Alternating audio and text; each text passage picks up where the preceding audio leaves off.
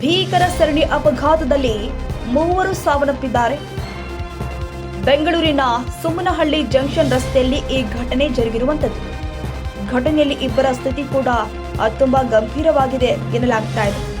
Truck, car ಹಾಗೂ auto ನಡುವೆ ಡಿಕ್ಕಿ ಸಂಭವಿಸಿದ ಪರಿಣಾಮ ಈ ದುರಂತ ಸಂಭವಿಸಿದೆ ಎನ್ನಲಾಗ್ತಾ ಇದೆ.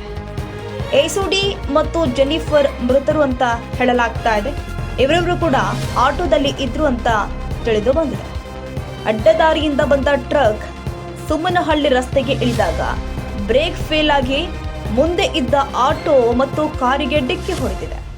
ಇದರಿಂದ ಈ ಅಪಘಾತ ಸಂಭವಿಸಿದೆ ಎಂದು ಹೇಳಲಾಗ್ತಾ ಇದೆ. ಡಿಕ್ಕಿಯ ರಭಸಕ್ಕೆ ಆಟೋ ಎರಡು ತುಂಡಾಗಿದೆ.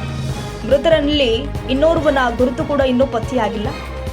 ಸ್ಥಳೀಯ ಸಂಚಾರಿ ಪೊಲೀಸರು ಕೂಡ ಸ್ಥಳಕ್ಕೆ ಭೇಟಿ ಕೊಟ್ಟು ಪರಿಶೀಲನೆ ಮಾಡ್ತಾ ಇದ್ದಾರೆ. ಅಪಘಾತದಲ್ಲಿ ಗಂಭೀರವಾಗಿ ಗಾಯಗೊಂಡ ಮತ್ತಿಬ್ಬರು ಸಾವು ಬದುಕಿನ ನಡುವೆ ಹೋರಾಟ ಮಾಡ್ತಾ ಇದ್ದಾರೆ. ಅಪಘಾತ ನಡೆದ ಸ್ಥಳಕ್ಕೆ ಕಾಮಾಕ್ಷಿ ಪಾಳ್ಯ ಸಂಚಾರಿ ಪೊಲೀಸರು ಭೇಟಿ ಕೊಟ್ಟು ಪರಿಶೀಲನೆ ಮಾಡಿದ್ದಾರೆ.